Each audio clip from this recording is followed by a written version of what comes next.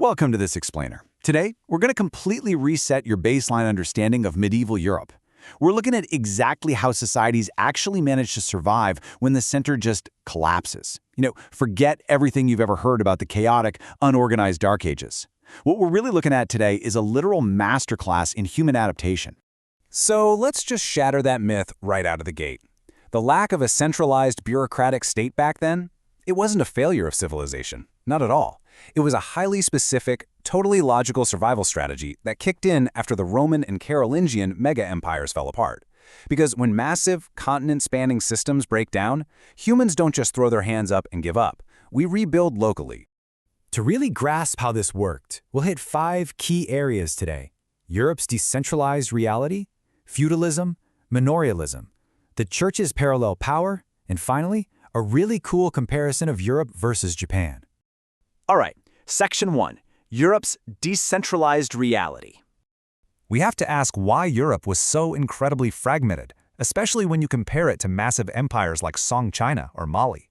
Well, you had the total collapse of Carolingian central authority, which left this huge power vacuum. Add to that the constant, terrifying raids from Vikings, Magyars, and Saracens, making centralized defense basically impossible. Plus, there were real ecological and demographic constraints to deal with. But honestly, the kicker? They lacked a commercial economy.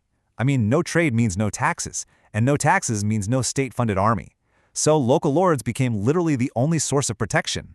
They were essentially operating like a heavy metal neighborhood watch. Moving right along to Section 2, Feudalism, the political order. This highly localized protection strategy gave birth to what we casually call feudalism, though historians nowadays mostly treat that word just as an analytical category, because the actual arrangements on the ground varied wildly depending on the region and the century. But at its core, it was an incredibly decentralized system. It was all about exchanging land grants, which they called fiefs, for military service and deeply personal loyalty between lords and vassals. And this right here is the absolute core engine of feudalism. It's a strictly personal, reciprocal oath that works in 2 steps. Step 1 is top-down. A powerful lord grants a fief to a vassal, usually a knight, and promises protection, justice, and maintenance. Step 2 is bottom-up. That knight swears a solemn oath to give back loyalty, military service, and counsel. It was this intense, personal handshake that built a functioning military hierarchy completely out of thin air. Which brings us to Section 3, manorialism, the economic engine. Let's dig into the actual dirt-level economics here. Because let's face it, knights in heavy armor aren't exactly working the fields, right? Someone had to fund this whole setup. So if feudalism was the political handshake for the elites, manorialism was the self-sufficient economic system keeping the lights on. The basic unit was the manor, a lord's estate worked by serfs who owed labor, dues, and fees just to get protection. At the absolute bottom of this social pyramid was the vast majority of the population, the serfs. And we need to clear up a massive misconception. Serfs were not slaves. A lord couldn't just box them up and sell them away. But on the flip side, they definitely weren't free peasants either. They were legally bound to that specific estate. They couldn't just pack their bags and try their luck in the next town over. So what exactly was the deal they struck? Well, in exchange for access to the Lord's mill, his oven, his justice court, and, most crucially, his physical protection from all those raiders we talked about, serfs owed some incredibly heavy labor. We're talking a solid 3 days a week working directly on the Lord's fields. That left them just 4 days to scrape together their own sustenance, and maybe, just maybe, get a little rest. Brutal, right? But in a totally lawless world, physical safety was the absolute ultimate currency. Okay, so we're looking at a Europe that is hopelessly fractured into these tiny, self-sufficient manors with endlessly competing lords. And that begs a massive question. In a violently divided Europe, did anything actually unite them? That brings us to Section 4, the church and its parallel power. The answer is the invisible, trans-European umbrella holding everything together. And the magic number here is 10. That's the percentage of all agricultural production, the tithe that the Catholic Church collected. Imagine that. In a world of mostly illiterate laypeople, the Church was literally the only institution with genuine trans-European reach. They completely controlled the rituals of birth, marriage, and death for an almost universally Christian population, all while commanding mind-boggling economic resources. But the Church's power wasn't just spiritual. They possessed the only effective Europe-wide administrative infrastructure. And naturally, that kind of immense power sparked some massive tensions.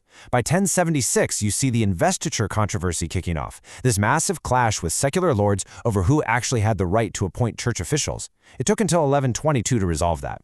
But then look at 1095 with the launch of the Crusades. The church managed to mobilize tens of thousands of rival knights into a shared, transcontinental enterprise of religious warfare that lasted all the way until 1291. It's just staggering mobilization. Now for the plot twist of this explainer. Section 5. Europe versus Japan. Let's totally shift gears and pan our cameras halfway across the globe to the Kamakura and Muromachi periods in Japan. This is easily one of the most striking cases of parallel institutional evolution in human history. Through entirely independent processes, following the decline of Heian imperial authority, medieval Japan developed a decentralized system that is shockingly similar to Western Europe. Just look at how this breaks down. Both of these completely isolated cultures fragmented their political authority among warrior landholders.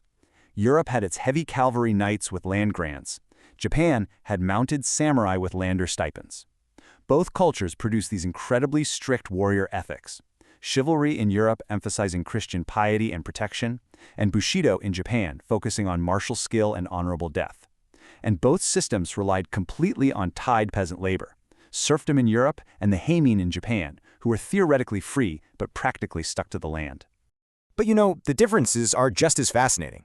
In Western Europe, you had this massive trans-regional religious authority in the Catholic Church, whereas in Japan, religion, specifically Buddhism, was totally subordinate to the shogunate. Also, European feudal oaths were essentially contractual. They could technically be broken if a lord failed his duties. But Japanese samurai loyalty?